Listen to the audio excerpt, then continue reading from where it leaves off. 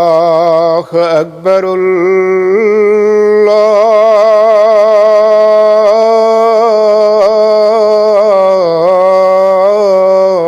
الله أكبر. الله أكبر.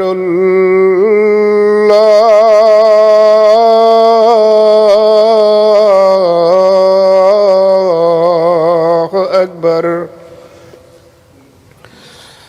أشهد أن لا إله إلا الله. أشهد أن لا إله إلا الله. أشهد أن محمدًا رسول الله.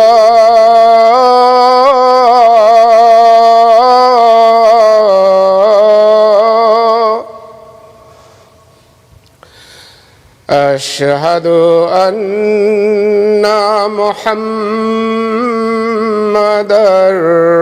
رسول الله. حي على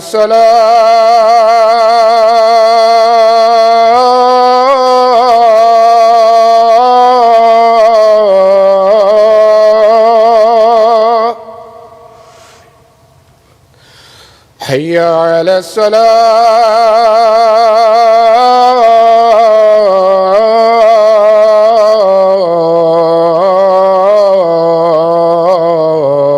الصلاة. حي على الفلاح.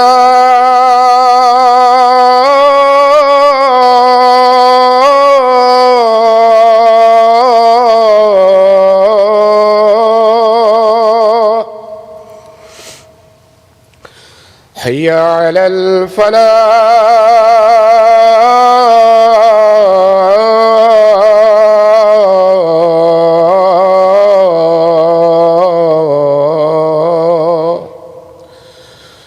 الله أكبر.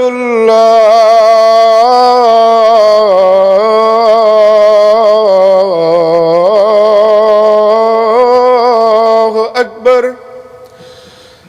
لا إله إلا الله.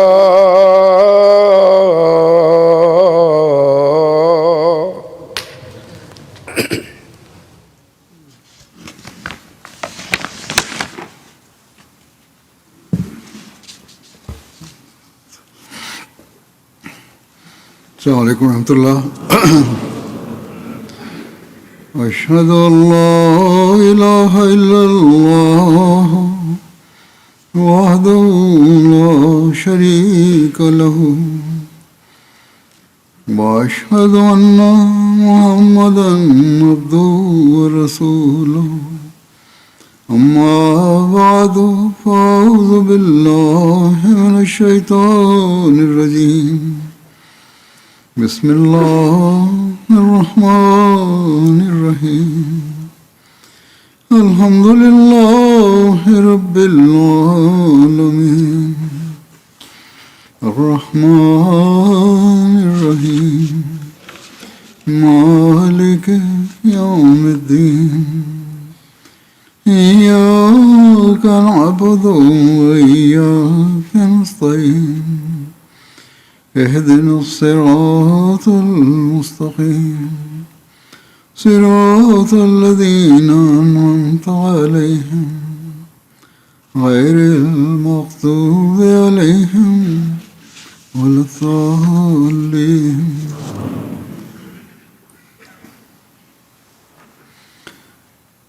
हज़रत मसीह मौऊद अलैहिस्सलातु वस्सलाम की सीरत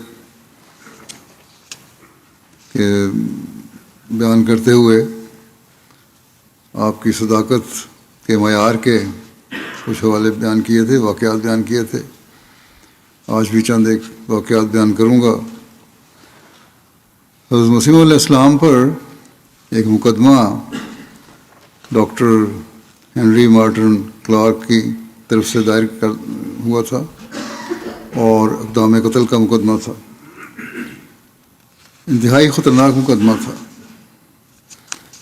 آپ فرماتے ہیں یہ مقدمہ ہنری مارٹن کلارک کا مقدمہ ایسا خطرناک تھا کہ پھانسی کی سزا بھی ہو سکتی تھی.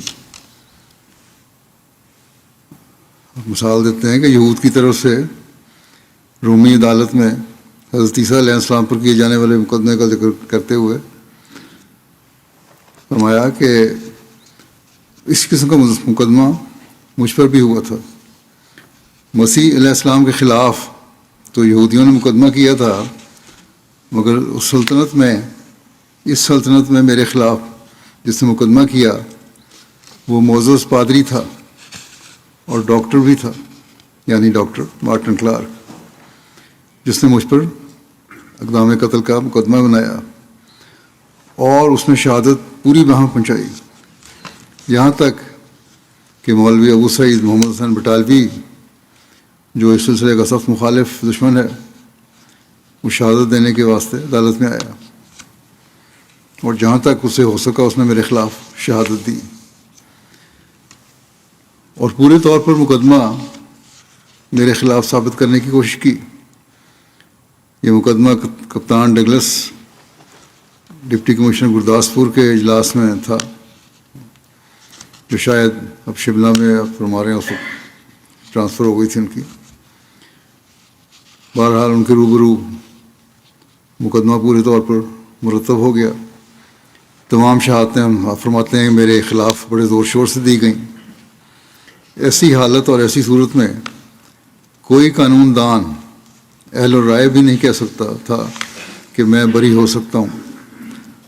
تقاضائے وقت اور صورتیں ایسی واقع ہو چکی تھیں کہ مجھے سیشن سپرد کر دیا جاتا اور وہاں سے پھانسی کا حکم ملتا یا عبور دریائے شور کا سزا دی جاتی، یعنی عمر قید کی سزا دی جاتی. مگر خدا تعالیٰ نے جیسے مقدمے سے پہلے مجھے اطلاع دی تھی، اسی طرح یہ بھی قبل از وقت ظاہر کر دیا تھا کہ میں اس میں بری ہوں گا. چنانچہ یہ پیشگوئی میری جماعت کے گروہ کثیر کو معلوم تھی. غلط جب مقدمہ اس مرحلے پر پہنچا اور دشمنوں اور مخالفوں کا یہ خیال ہو گیا کہ اب مجھے مجسٹریٹ سیشن سپرد کرے گا، اس موقع پر اس نے کپتان پولیس سے، یعنی کیپٹن ڈگلس نے کپتان پولیس سے کہا کہ میرے دل میں یہ بات آتی ہے کہ یہ مقدمہ بناوٹی ہے. یقین نہیں آیا کپتان صاحب کو جو جج تھے. میرا دل اس کو نہیں مانتا کہ فی الواقع ایسی کوشش کی گئی ہو اور انہوں نے ڈاکٹر کلارک کے قتل کے لیے آدمی بھیجا ہو. آپ اس کی پھر تفتیش کریں. جج کے دل میں اللہ تعالیٰ نے یہ ڈالا کہ یہ کہو دوبارہ پولیس کمانڈر کو کہ دوبارہ تفتیش کرو. آپ فرماتے ہیں کہ یہ وہ وقت تھا کہ میرے مخالف میرے خلاف ہر قسم کے منصوبے ہی میں نہ لگے ہوئے تھے، بلکہ وہ لوگ جن کو قبولیت دعا کے دعوے تھے وہ دعاؤں میں لگے ہوئے تھے. صرف کوشش نہیں کر رہے تھے بلکہ دعائیں بھی کر رہے تھے اور رو رو کر دعائیں کرتے تھے کہ میں سزا یاب ہو جاؤں. مگر خدا تعالیٰ کا مقابلہ کون کر سکتا ہے؟ مجھے معلوم ہے کہ کپتان ڈگلس صاحب کے پاس بعض سفارشیں بھی آئیں، مگر وہ ایک انصاف پسند مجسٹریٹ تھا. اس نے کہا ہم سے ایسی بدذاتی نہیں ہو سکتی، یعنی کہ غلط اگر کوئی فیصلہ ہے تو میں غلط فیصلہ نہیں کر سکتا. غلط جب یہ مقدمہ دوبارہ تفتیش کے لیے کپتان لیمارچن کے سپرد کیا گیا تو کپتان صاحب نے عبدالحمید کو بلایا اور اس کو کہا کہ تو سچ سچ بیان کر. عبدالحمید نے اس پر بھی وہی قصہ جو اس نے صاحب ڈپٹی کمشنر کے روبرو پیش کیا تھا دہرایا. اس کو پہلے سے ہی کہا گیا تھا کہ اگر ذرا بھی خلاف بیانی ہو گئی تو پکڑا جائے گا، اس لیے وہ وہی کہتا رہا. مگر کپتان صاحب نے اس کو کہا کہ تو پہلے بھی یہی بیان کر چکا ہے. صاحب اس سے تسلی نہیں پاتے، یعنی مسٹریٹ جو ہیں ان کو تسلی نہیں ہے، کیونکہ تو سچ بیان نہیں کر رہا. جو دوبارہ کپتان لیمان چند اس کو کہا تو وہ روتا ہوا اس کے پاؤں پہ گر پڑا اور کہنے لگا کہ مجھے بچا لو. کپتان صاحب نے اس کو تسلی دی اور کہا کہ بیان کرو. اس پر اس نے اصلیت کھول دی اور صاف اقرار کیا کہ مجھے دھمکا کر یہ بیان کرایا گیا تھا، مجھے ہرگز مرزا صاحب نے قتل کے لیے نہیں بھیجا. کپتان اس بیان کو سن کر خوش ہوا اور اس نے ڈپٹی کمشنر کو اتار دیا کہ ہم نے مقدمہ نکال لیا ہے. چنانچہ پھر گرداسپور کے مقدمے پر یہ مقدمہ پیش ہوا اور وہاں پر کپتان لیمان چند کا حلف دیا گیا اور اس نے اپنے حلفی بیان لکھوایا. میں دیکھتا تھا، ہم فرماتے ہیں کہ اس وقت کورٹ میں دیکھتا تھا کہ ڈپٹی کمشنر اصلیت کے کھل جانے سے بڑا خوش تھا اور ان عیسائیوں پر اسے سخت غصہ تھا جنہوں نے میرے خلاف جھوٹی گواہیاں دی تھیں. اس نے مجھے کہا کہ آپ ان عیسائیوں پر مقدمہ کر سکتے ہیں، مگر چونکہ میں مقدمہ بازی سے متنفر ہوں، میں نے یہی کہا کہ میں مقدمہ نہیں کرنا چاہتا، میرا مقدمہ آسمان پر دائر ہے. اس پر اسی وقت ڈگلس صاحب نے فیصلہ لکھا. ایک مجمع کثیر اس دن جمع ہو گیا ہوا تھا. اسے فیصلہ سناتے ہوئے مجھے کہا کہ آپ کو مبارک ہو، آپ بری ہیں. میں دیکھتا تھا کہ اس وقت میری دشمن تو ایک دنیا تھی، اور ایسا ہی ہوتا ہے کہ جب دنیا دکھ دینے پر آتی ہے تو در و دیوار نیشہ نہیں کرتے ہیں. خدا ہی ہوتا ہے جو اپنے صادق بندوں کو بچا لیتا ہے. میں سچا تھا، اس لیے اللہ تعالیٰ نے مجھے بچایا. اسی مقدمے نے حضرت مسیح علیہ الصلوۃ والسلام کی راست بازی اور اعلیٰ اخلاق کا بیان اس مقدمے میں پیش ہونے والے ایک شخص نے بیان کیا ہے راست بازی کا آپ کی، جو ایک غیر جماعت وکیل تھے اور نام ان کا مولوی فضل الدین صاحب تھا.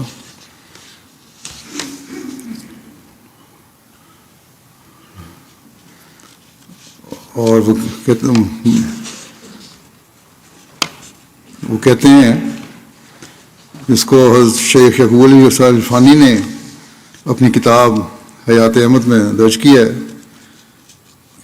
لکھا ہے کہ دوسرا عظیم الشان اخلاقی واقعہ جو آپ کے صادق ہونے کا مؤید ہے، اس مقدمے میں بھی ظاہر ہوا کہ آپ کو سچ سے کس قدر محبت تھی. اس کا بیان مکرم مولوی فضل الدین صاحب مرحوم وکیل کے الفاظ میں سنو، جو میرے ایک مخلص ہم اثر لالا دینا ناتھ ایڈیٹر دیش و ہندوستان تھے. یہ دو اخبار تھے، ان کے ایڈیٹر تھے، ہندو تھے، اور ان کے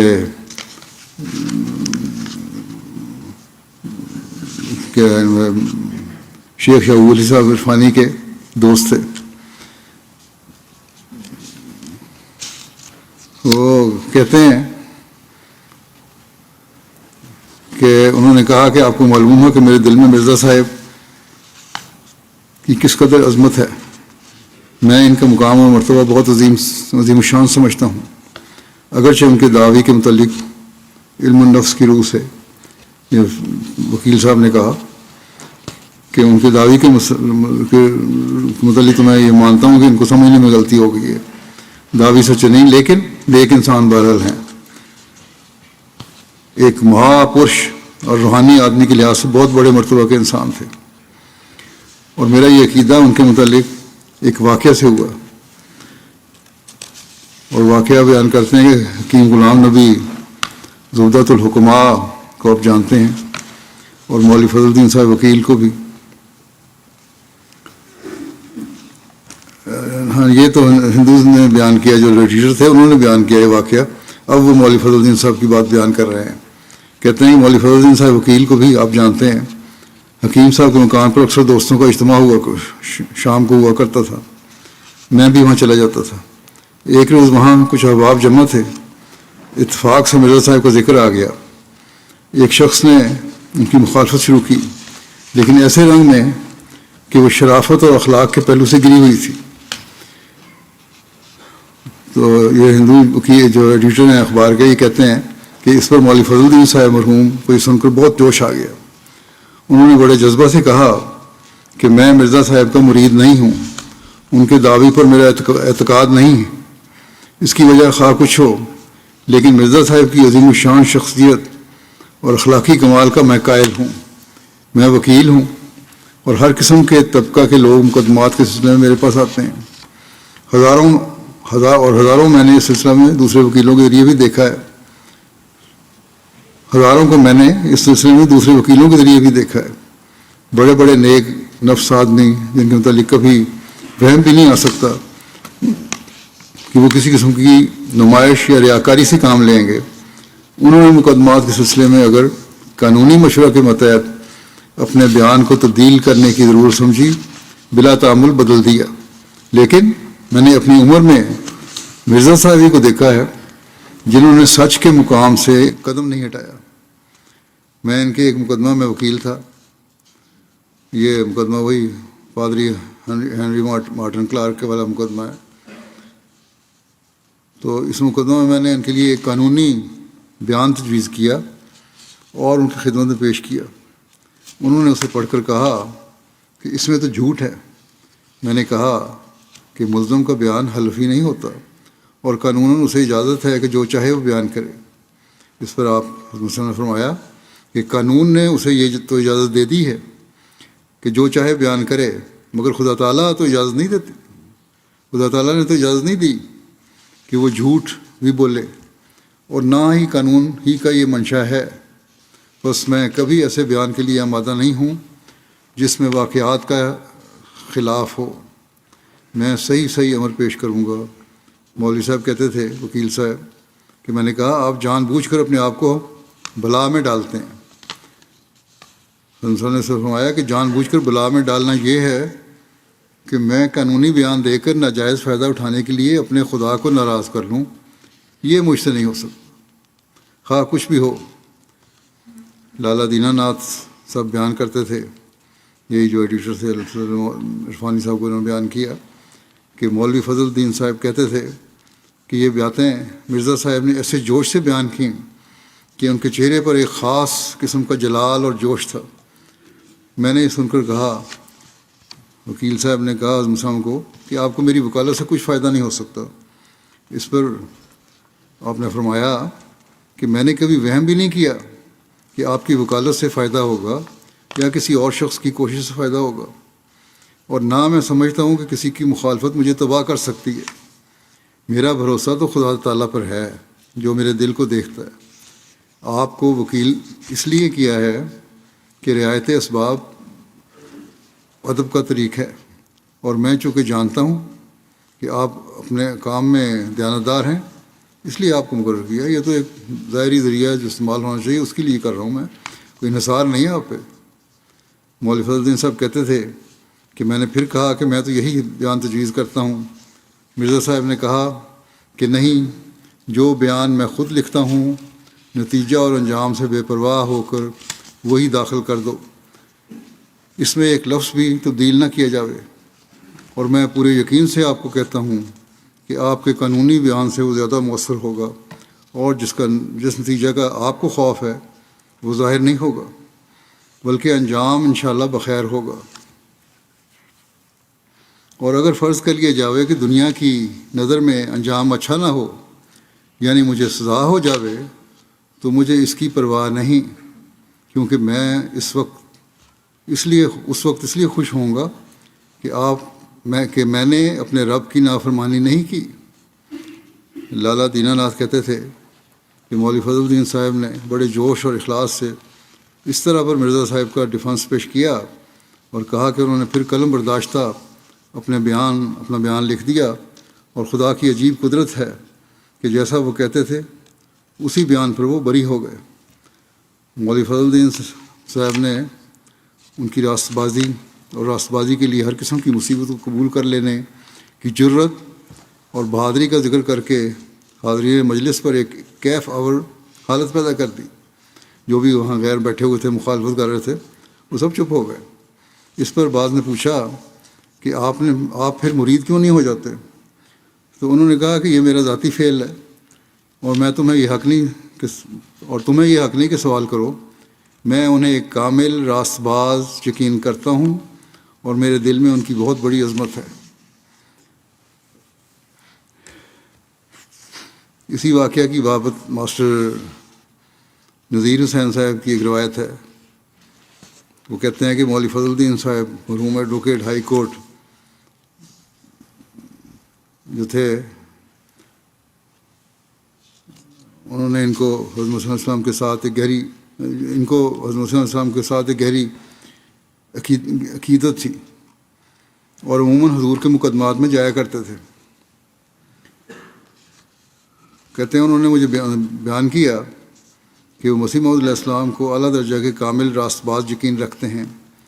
میرے دریافت کرنے پر انہوں نے حضور کا ایک واقعہ بیان کیا اور انہوں نے بیان کیا کہ ہم ایک مقدمے میں جو حضرت مسیح علیہ السلام اور ڈپٹی مارٹن کلارک صاحب کے مابین تھا گئے، اور مقدمے میں جب ایک شخص مسمہ عبدالحمید نے بیان دیا کہ مجھے حضرت مسیح علیہ السلام نے مارٹن کلارک کو قتل کرنے کے لیے بھیجا تھا، تو مولوی فضل الدین صاحب مرحوم وکیل لاہور نے بحیثیت وکیل کے حضرت مسیح علیہ السلام کو کہا کہ آپ نے عدالت میں یہ کہنا ہے کہ میں عبدالحمید کو نہیں جانتا، اس کے بعد باقی کارروائی ہم خود دیکھ لیں گے، سنبھال لیں گے. اب یہ بیان دیتے میں نہیں جانتا. وکیل صاحب مرحوم فرماتے تھے کہ ہم نے حضور کو ہر طرح سے یقین دلایا کہ صرف حضور اپنا اتنا بیان دے دیں تو حضور کی کامیابی یقینی نہیں ہے، ورنہ رہائی ناممکن ہے. وکیل صاحب فرماتے تھے کہ حضرت مسیح علیہ السلام نے ہماری ساری تجاویز کو سن کر فرمایا کہ میں دنیا میں راستی کو قائم کرنے کے لیے آیا ہوں، میں ہرگز جھوٹ نہیں بولوں گا خواہ مجھے پھانسی دے دی جائے. میں عبدالحمید کو جانتا ہوں، وہ قادیان میں آیا کرتا تھا، میں اس سے ہرگز انکار نہیں کر سکتا خواہ کچھ ہو جائے. مولوی فضل الدین صاحب مرحوم وکیل فرماتے تھے کہ ہم نے حضور سے عرض کیا کہ جان بچانا فرض ہے، اس لیے اگر حضور جھوٹ نہ بولنا چاہیں تو کم از کم ایسا جواب دیں جس میں صاف طور پر یہ نہ پایا جائے کہ حضور اس کو جانتے ہیں، تو جھوٹ نہیں لیکن گول مول سی بات کر دیں. تو حضور نے فرمایا میں تو ایسا بھی نہیں کر سکتا، خدا نے مجھے دنیا میں اپنا نمونہ پیش کرنے کے لیے بھیجا ہے، میں جان بچانے کی خاطر ایسا نمونہ پیش کرنے کے لیے تیار نہیں ہوں. اگر سچ بولتے ہوئے ہماری جان بھی جائے تو تب بھی ہم کامیاب ہو گئے. مولوی فضل الدین صاحب مرحوم فرماتے تھے، غیرندی تھے یہ، کہ ہم اس وقت بالکل مایوس ہو گئے، اور جب حضور کا بیان عدالت میں ہوا تو حضور نے صاف طور پر اقرار کر لیا کہ میں عبدالحمید کو جانتا ہوں. اس پر ہم نے یقین کر لیا کہ اب رہائی ناممکن ہے، مگر خدا کی نصرت اس مقدمہ میں حضور کو جو نصیب ہوئی، یہ دیکھ کر ہم حیران ہو گئے کہ خدا نے کس طرح سے اپنے مامور کی مدد کی اور وہ اس سنگین مقدمہ میں باعزت طور پر بری ہو کر کامیاب ہو گئے. حضرت مسیح علیہ السلام فرماتے ہیں حضرت صلی اللہ علیہ وسلم کے صحابہ ذبح ہو گئے مگر حق کہنے سے نہ رکے. انہوں نے ایسی کشور کشائی کی کہ اس کی نظیر نہیں ملتی. اس کی وجہ کیا تھی؟ ان میں اخلاص تھا، صدق تھا اور وفا تھی. اس قسم کے مسئلے اندیش دہریے ہوتے ہیں جو خدا تعالیٰ پر وثوق رکھتے ہیں اور خدا کے لیے ایک بات کرتے ہیں. وہ جانتے ہیں کہ خدا تعالیٰ کی نصرت آئے گی، اس لیے وہ ایسا نہیں کرتے. جو اللہ کے بندے ہوتے ہیں وہ جھوٹ نہیں بولتے کہ حق بات کہنے سے رکیں. مجھ سے اگر سوال ہو کہ تم مسیح موعود کا دعویٰ کرتے ہو تو پھر میں بتاؤں کہ اس کا کیا جواب دیتا ہوں. سوا صدق اور مردانہ ہمت کے کام نہیں چلتا. ہم پر اس قدر مقدمے کیے گئے مگر ان کا انجام کیا ہوا؟ کیا کوئی کہہ سکتا ہے کہ ان باتوں سے ڈر کر ہم نے قدم پیچھے ہٹایا ہو؟ یہ شرک ہے. میں یقین رکھتا ہوں کہ خدا ہے اور وہ اپنے مخلص بندوں کی مدد فرماتا ہے. میں سچ سچ کہتا ہوں کہ جو سچے دل سے لا الہ الا اللہ کہتا ہے خدا تعالیٰ اس کے ساتھ ہوتا ہے. اسلام ہی ایک مذہب ہے جس سے یہ جوہر پیدا ہوتا ہے. یہ صرف آپ کے لیے مخصوص نہیں فرمایا، سب کے لیے ہے. جو بھی سچے دل سے کہے گا، اللہ تعالیٰ بھی یقین رکھے گا، وہ بچایا جائے گا. ایک بچپن کے جاننے والے ایک ہندو کی شہادت کا ذکر آتا ہے. وہ کہتے ہیں کہ میں نے بچپن سے مرزا غلام احمد کو دیکھا ہے، میں اور وہ ہم عمر ہیں، قادیان میرا آنا جانا ہمیشہ رہتا ہے، اور اب بھی دیکھتا ہوں جیسی عمدہ عادات اب ہیں ایسی نیک خصلتیں اور عادات پہلے بھی تھیں۔ آپ کی زندگی کی بات کر رہے ہیں۔ وہ لکھتے ہیں کہ سچا ایمانت دار نیک، میں تو یہ سمجھتا ہوں کہ پرمیشور مرزا صاحب کی شکل اختیار کر کے زمین پر اترا ہے، اور پرمیشور اپنے جلوے آپ دکھا رہا ہے۔ آپ کے بڑے صاحبزادے مرزا سلطان احمد صاحب لکھتے ہیں کہ والد صاحب ہر وقت دین کے کام میں لگے رہتے تھے، گھر والے ان پر پورا اعتماد کرتے تھے، گاؤں والوں کو بھی ان پر پورا اعتبار تھا، شریک جو ویسے مخالف تھے ان کی نیکی کے اتنے قائل تھے حضرت مسلم کی نیکی کے کہ جھگڑوں میں کہہ دیتے تھے کہ جو کچھ یہ کہہ دیں ہم کو منظور ہے۔ ہر شخص ان کو امین جانتا تھا، سچا جانتا تھا۔ حضرت مسلم موعود رضی اللہ عنہ فرماتے ہیں کہ حضرت مسیح علیہ السلام کے متعلق آپ کے والد صاحب کو خیال تھا کہ ان کا گزارا کس طرح چلے گا، نہ تو یہ جائیداد کا انتظام کر سکتے ہیں اور نہ نوکری کرنا چاہتے ہیں۔ قریب کے گاؤں کا ایک سکھ تھا، اس کے 2 بیٹے دادا صاحب کے حضرت مسلم کہتے ہیں ہمارے دادا کے پاس آیا کرتے تھے، ان میں سے ایک نے مجھے سنایا، حضرت مسلم موعود کو سنایا واقعہ کہ بڑے مرزا صاحب نے ایک دفعہ مجھے کہا کہ تم جاؤ، غلام احمد تمہاری عمر کا ہے، اسے سمجھاؤ کہ اگر وہ جائیداد کا انتظام نہیں کر سکتا تو اسے ملازم کرا دوں۔ میں نے جا کر کہا کہ آپ کے والد صاحب ناراض ہو رہے ہیں کہ آپ کوئی کام نہیں کرتے۔ وہ کہتے ہیں کیا بھائی کے ٹکڑوں پر، والد صاحب نے کہا اسے کہو کہ کیا بھائی کے ٹکڑوں پر پڑے رہو گے ساری عمر، جب میں چلا جاؤں گا کیا کرو گے؟ اگر تمہیں کہو تو میں ملازم کروا دوں۔ حضرت مسیح علیہ السلام نے سن کر فرمایا والد صاحب تو یوں ہی فکر کرتے ہیں، انہیں کہہ دو میں نے جس کا نوکر ہونا تھا ہو گیا ہوں۔ باوجود ہے کہ دادا صاحب دنیا دار آدمی تھے، اس سکھ کا بیان ہے کہ جب میں نے انہیں جا کر کہا کہ وہ تو یہ کہتے ہیں، یعنی حضرت مسیح علیہ السلام یہ کہتے ہیں، تو وہ خاموش ہو گئے اور پھر کہا اگر اس نے یہ کہا ہے میرے بیٹے مرزا غلام احمد نے تو سچ کہتا ہے، وہ کبھی جھوٹ نہیں بولتا۔ حضرت مرزا بشیر احمد صاحب بیان کرتے ہیں کہ مجھے خوب یاد ہے اور میں اس واقعے کو کبھی نہیں بھول سکتا کہ جب 1916 میں مسٹر والٹر جہانی جو آل انڈیا YMCA کے سیکریٹری تھے اور سلسلہ احمدیہ کے متعلق تحقیق کرنے کے لیے قادیان آئے تھے، انہوں نے قادیان میں یہ خواہش کی کہ مجھے بانی سلسلہ احمدیہ کے کسی پرانے صحابی سے ملایا جائے۔ اس وقت منشی اروڑا صاحب مرحوم قادیان میں تھے۔ مسٹر والٹر کو منشی صاحب مرحوم کے ساتھ مسجد مبارک میں ملایا گیا۔ مسٹر والٹر نے منشی صاحب سے رسمی گفتگو کے بعد یہ دریافت کیا کہ آپ پر جناب مرزا صاحب کی صداقت میں سب سے زیادہ کس دلیل نے اثر کیا ہے؟ منشی صاحب نے جواب دیا کہ میں زیادہ پڑھا لکھا آدمی نہیں ہوں اور زیادہ علمی دلیلیں نہیں جانتا، مگر مجھ پر جس بات نے سب سے زیادہ اثر کیا وہ حضرت مرزا صاحب کی ذات تھی، جس سے زیادہ سچا اور زیادہ دیانتدار اور خدا پر زیادہ ایمان رکھنے والا شخص میں نے نہیں دیکھا۔ انہیں دیکھ کر کوئی شخص یہ نہیں کہہ سکتا تھا کہ یہ شخص جھوٹا ہے، باقی میں تو ان کے منہ کا بھوکا تھا، مجھے زیادہ دلیلوں کا علم نہیں۔ یہ کہہ کر منشی صاحب مرحوم حضرت مسیح علیہ السلام کی یاد میں اس قدر بے چین ہو گئے کہ پھوٹ پھوٹ کر رونے لگے، اور روتے روتے ان کی ہچکی بند گئی۔ اس وقت مسٹر والٹر کا یہ حال تھا، جو انٹرویو لے رہے تھے ان کا، کہ کاٹو تو بدن میں لہو نہیں، بالکل چہرہ سفید ہو گیا، ان کے چہرے کا رنگ ایک دھلی ہوئی چادر کی طرح سفید پڑ گیا۔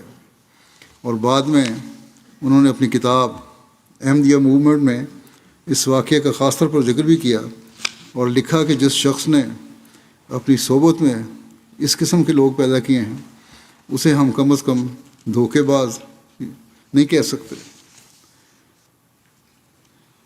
حضرت میاں رحیم بخش صاحب بیان کرتے ہیں کہ مجھے ایک شخص محمد ابراہیم احمدی ملا، چند باتیں میری ان سے ہوئیں، میں قائل ہو گیا۔ رات کو مجھے خواب آئی کہ ہم چاروں بھائی ایک پہاڑ کی غار میں بھولے ہوئے ہیں، راستہ نہیں ملتا، میں ایک طرف سے چڑھ کر اوپر آ گیا ہوں. میں نے دیکھا کہ ریل چل رہی ہے، یعنی ٹرین چل رہی ہے، گاڑی، مگر زمین سے بہت اونچی ہے. میں حیران ہوں کہ کیسے چڑھوں اس پر. اوپر ایک شخص کھڑا ہے، وہ کہتا ہے کہ نیچے جو رسی آسمان سے لٹک رہی ہے اس کو پکڑو، تب اوپر چڑھ سکتے ہو. خواب میں یہ سارا نظارہ دیکھ رہے ہیں. کہتے ہیں کہ صبح ابراہیم صاحب میرے پاس آئے، میں نے اپنی خواب سنائی. انہوں نے قرآن کریم نکال کر مجھے بتایا کہ واعتصموا بحبل اللہ کا مفہوم بتایا کہ اللہ کی رسی کو مضبوطی سے پکڑ لو. میں نے بیعت کا خط لکھ دیا. جواب آیا کہ بیعت منظور ہے، مگر قادیان میں ضرور آؤ. یہ مجھے جواب آیا مسلم کی طرف سے، یہ جس نے بھی لکھا، ان کے سیکرٹری نے، لکھنے والے نے. تو میں نے اسی وقت قادیان کی تیاری کر لی. امرتسر کے اسٹیشن پر جب میں بٹالہ والی گاڑی پر سوار ہوا تو 2-3 سکھ میرے کمرے میں تھے، بہت بوڑھے تھے. مجھے پوچھا کہ کہاں جاتے ہو؟ میں نے کہا قادیان. انہوں نے کہا، ان سکھوں نے کہا کہ مردے کی قادیان؟ میں نے کہا ہاں، نہیں جا رہا ہوں. بتاؤ تو صحیح وہ کیسا ہے. میں نے ویسے ہی باوجود خواب دیکھ لی تھی، پھر بھی میں نے ذرا اپنے مزید دل کی تسلی کے لیے پوچھا، ان سے ہی پوچھوں کہ کیسا ہے وہ حضرت السلام کے متعلق. وہ کہنے لگے بڑا مشہور ہے، وہ خدائی کا دعویٰ کرتا ہے. یہ سکھوں نے کہا، یہ تو ان کی عقل کے مطابق سوچ تھی. آپ کا دعویٰ تو یہ تھا کہ خدا تعالیٰ نے سے الہام پا کر میں بھیجا گیا ہوں اور خدا تعالیٰ کی طرف بلانے کے لیے بھیجا گیا ہوں. بہرحال کہتے ہیں میں نے ویسے ہی شرارتاً باوجود اس کے کہ بیعت بھی کر لی تھی، پھر بھی شرارت سوچی ان کو کہ میں مرزا صاحب کو جانتا ہوں. میں نے کہا انہیں، میں مرزا صاحب کو جانتا ہوں. سیالکوٹ میں وہ اور میرا باپ دونوں ملازم تھے، وہ مل کر بھنگ وغیرہ پیا کرتے تھے. میں نے ویسے کہہ دیا ان سے مذاق میں. بہرحال ایمان کی کمزوری ہوتی ہے شروع میں. بہرحال کہتے ہیں میں نے کہا وہ تو مسلم السلام کے متعلق وہ تو میرے والد کے ساتھ بھنگ پیا کرتے تھے. اس پر ان سکھوں نے کہا کہ میاں یہ ہرگز مت کہو، وہ تو ایک سادھو آدمی ہے اور ایک نہایت صادق اور امین آدمی ہے. وہ ایسا مشہور ہے کہ لوگ اس کی مثال پیش کیا کرتے ہیں. اگر کوئی سچ بولے تو ہمارے ہاں لوگ کہتے ہیں کہ کیا تو مرزا غلام مرتضیٰ کا لڑکا ہے؟ یہ تو مثال بن چکے ہیں ہمارے لیے صداقت سچائی ان کی. وہ ہمارے ساتھ بچپن میں کھیلتا رہا، کتاب سنایا کرتا تھا، رئیس کا لڑکا تھا، یعنی ہم رئیس قادیان کے بیٹے تھے. ہم ادب کرتے تھے. وہ دن بدن تبدیل ہوتا گیا. ہم اس لیے ادب کرتے تھے کہ رئیس کا بیٹا ہے. بہرحال کہتے ہیں وہ تمہیں تبدیلی آتی گئی اور ایک زمانہ اس پر ایسا آیا کہ اندر ہی رہنے لگا، باہر نکلتا نہیں تھا. یعنی گوشہ نشینی اختیار کر لی ہم سامنے. اندر ہی اندر جادو پکاتا رہا. ان کے تو وہمی آدمی ہوتے ہیں نا، مذہب کا پتہ نہیں، ان کا خیال تھا کہ جادو کر رہے ہیں اندر بیٹھ کے.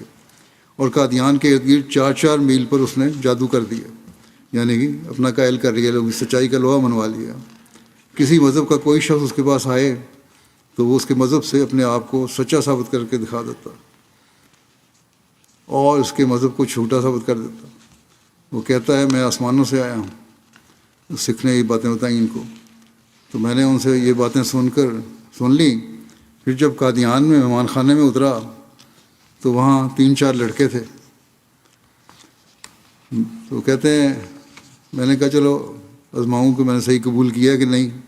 تو میں نے ان لڑکوں سے تیزی کے ساتھ یعنی سختی سے باتیں کرتا تھا، اور مگر وہ نرمی سے پیش آتے تھے، بڑے اخلاق سے پیش آتے تھے باوجود میری بد اخلاقی کے. مگر ان کی تربیت کو دیکھنا چاہتا تھا کیسی ہے. کہتے ہیں کہ میری سختی کے مقابلے میں بڑی نرمی اور اخلاق سے پیش آتے تھے. میں نے کہا میں مرزا صاحب کو ملنا چاہتا ہوں. وہ کہنے لگے کہ اس وقت سیر کو تشریف لے گئے ہیں، ملنا مشکل ہے. قادیان پھرتے پھرتے میرا بڑا دل گھبرایا. سخت گرمی کی وجہ سے ارادہ کیا کہ واپس چلا جاؤں. انہوں نے کہا ایمان کی مضبوطی ابھی نہیں تھی نا. تو راستہ میں ایک عرب ملا. اس نے کہا بھائی صاحب آپ قادیان آئے ہیں، حضرت صاحب کو ضرور دیکھ کے جائیں. اگر یہاں آئے ہو تو پھر مل کے جاؤ مسیح علیہ السلام کو. یہ زمانہ پھر ہاتھ نہیں آئے گا. لوگ آئیں گے مگر یہ وجود پھر نہیں ملے گا. موقع ہے مل کے جاؤ. مگر میں نے پرواہ نہ کی اور ٹانگے والے کو کہا کہ ابھی چلو. گرمی سے میں تنگ آیا ہوا تھا. ملاقات بھی نہیں ہو رہی تھی. میں نے واپس جانے کا ارادہ کیا. بہرحال کہتے ہیں اتنے میں اذان ہو گئی. میں نے کہا اب نماز پڑھ کے جاؤں گا. میں واپس آیا مسجد کی طرف. وہ عرب ملا جو انہوں نے کہا تھا کہ نہ جاؤ. اس نے مجھے کہا کہ بھائی صاحب میں اس وقت سے سجدے میں پڑھ کر آپ کے لیے دعا کرتا رہا ہوں کہ اللہ تعالیٰ آپ کو ٹھہرا دے تا آپ حضرت صاحب کو دیکھ لیں. اب یہ ان کا اخلاص تھا عرب صاحب کا بھی. انہوں نے کہا میں جا رہا ہوں. تو وہ پھر ان کا ایک ہی حل ہے کہ اللہ کے حضور حاضر ہو, سجدے میں پڑھ جاؤ. کہتے ہیں میں تو سجدے میں پڑھا ہوں اس وقت سے, اور تمہارے لیے یہ دعا کر رہا ہوں کہ تم حضرت مسلم کو دیکھ کے جاؤ. پھر کہتے ہیں کہ میں نے حضرت صاحب کو دیکھا. حضور مجلس میں آ کر بیٹھ گئے. میں سامنے کھڑا تھا اور میری داڑھی سر اور مونچھیں سب مڑی ہوئی تھیں, سب شیو تھا. اب آج کل کے زمانے کے نہیں, اس زمانے میں بھی فیشنیبل لوگ اس طرح کیا کرتے تھے. حضرت صاحب سر نیچے کر کے بیٹھے تھے. میں نے دل میں کہا کہ جب تک میں اس شخص کا چہرہ نہیں دیکھوں گا یقین کامل نہیں ہوگا. گو خط سے بیعت میں نے کر لی تھی, یقین کامل نہیں ہو سکتا ابھی تک, اور باتوں سے لگ بھی رہا ہے کہ نہیں تھا. تھوڑی دیر کے بعد حضرت صاحب نے چہرہ اٹھا کر دیکھا. میں نے دل میں کہا کہ آپ صادق ہیں. جب آپ کا چہرہ دیکھا تو دل نے سے آواز آئی صادق ہیں, سچے. پھر تھوڑی دیر کے بعد سر اٹھا کر دیکھا. میں نے کہا آمنا, میں ایمان لے آیا. وصدقنا, آپ صادق ہیں. تیسری دفعہ پھر دیکھا تو پھر کہتے ہیں کہ میں قربان ہی ہو گیا. پھر نماز کھڑی ہوئی. حضرت صاحب نماز پڑھتے ہی اندر جانے لگے. ایک شخص دروازے کے پاس کھڑا ہو گیا. عرض کی حضور میرے لیے دعا کریں. فرمایا آپ تو میری بیعت میں ہیں, میں تو دشمنوں کے لیے بھی دعا کرتا ہوں.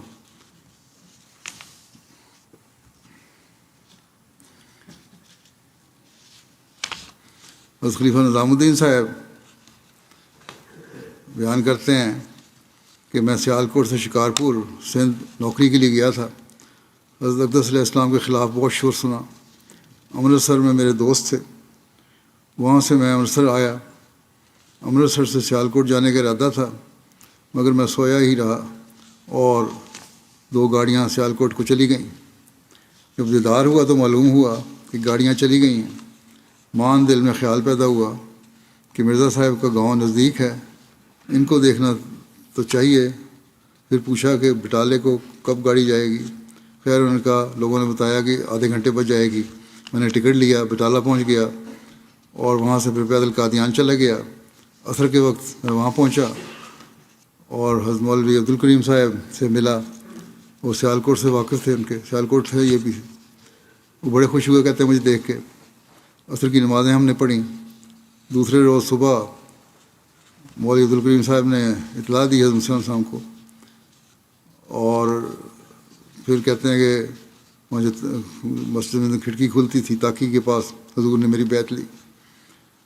کہتے ہیں کہ حضرت صاحب کا چہرہ دیکھ کر ہی میرے دل میں تسلی ہو گئی کہ دنیا جھوٹی ہے مگر یہ چہرہ جھوٹا نہیں. حضور کا چہرے میں خاص کشش تھی. ایک ایسا نور برستا تھا جو دلوں کو مول لیتا تھا. اسی طرح حکیم عبدالرحمٰن صاحب بیان کرتے ہیں میرے والد صاحب جب بیعت کر کے چک نمبر 276 ڈاک خانہ میں ضلع گوجرا ضلع لائے پور میں گئے تو اس علاقے میں انہوں نے خوب تبلیغ کی اور لوگوں نے ان کو اپنا امام مقرر کر لیا.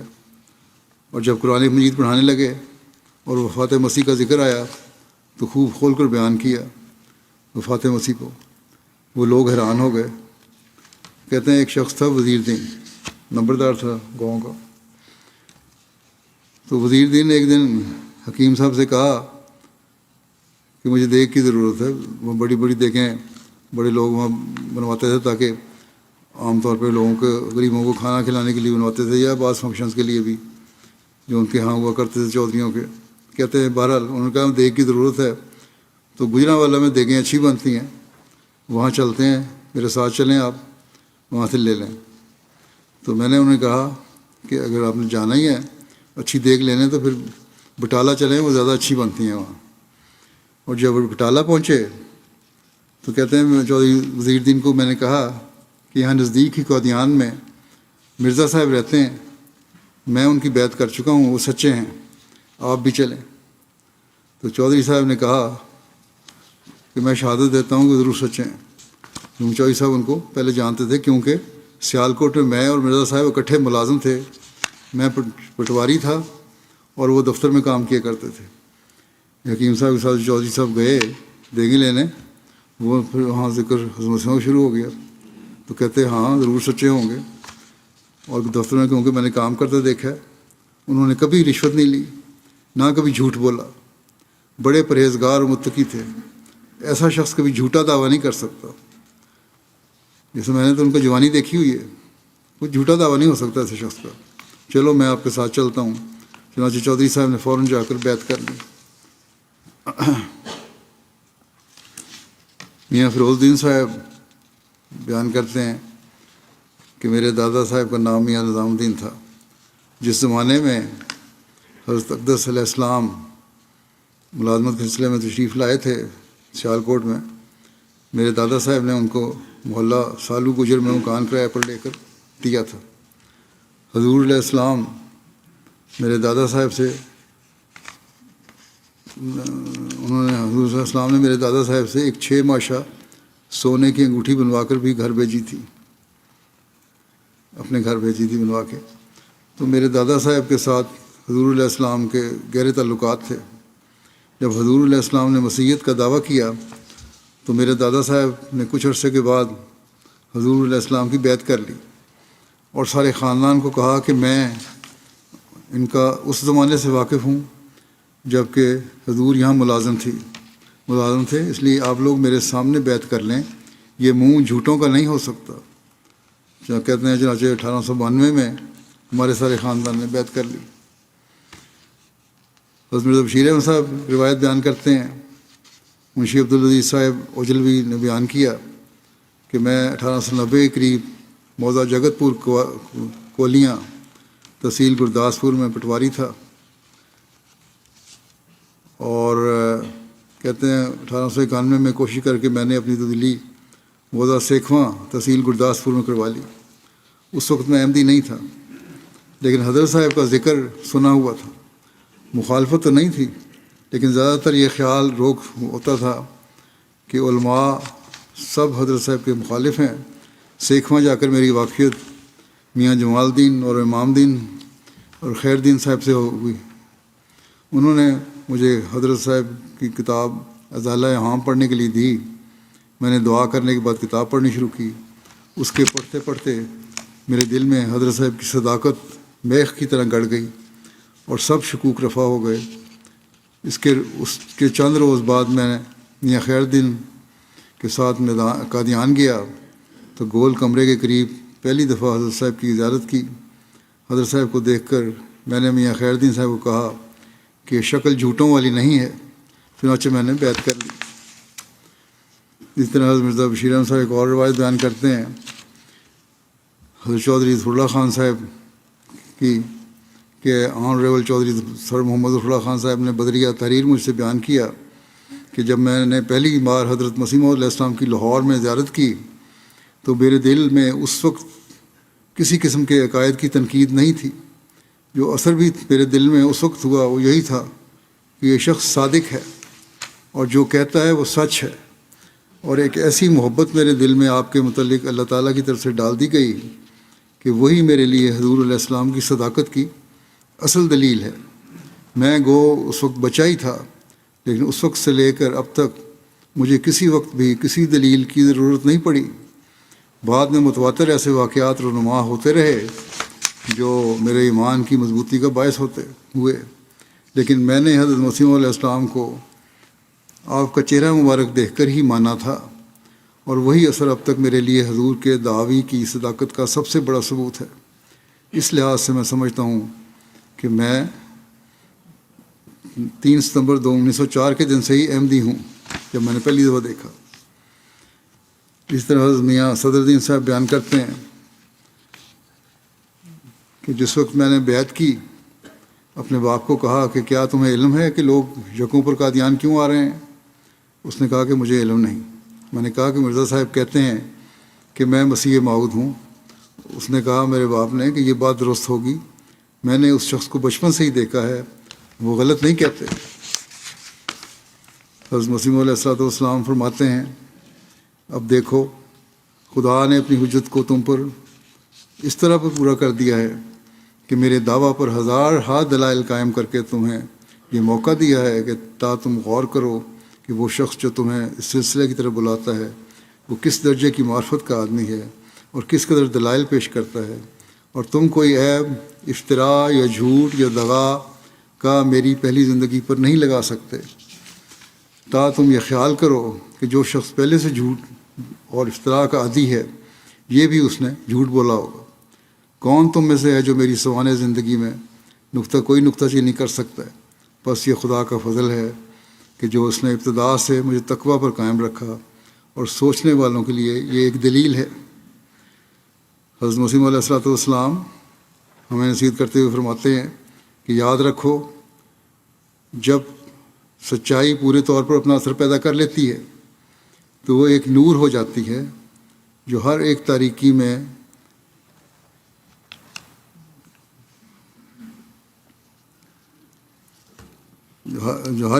میں اس کے اختیار نور کو اختیار کرنے والے کے لیے رہنما ہوتا ہے اور ہر مشکل میں بچاتا ہے۔ اللہ تعالیٰ ہمیں توفیق دے کہ ہم اس حقیقت کو سمجھتے ہوئے سچائی پر قائم رہنے والے ہوں اور ہمیشہ اعلیٰ سچائی کے معیار پر عمل کرنے والے ہوں۔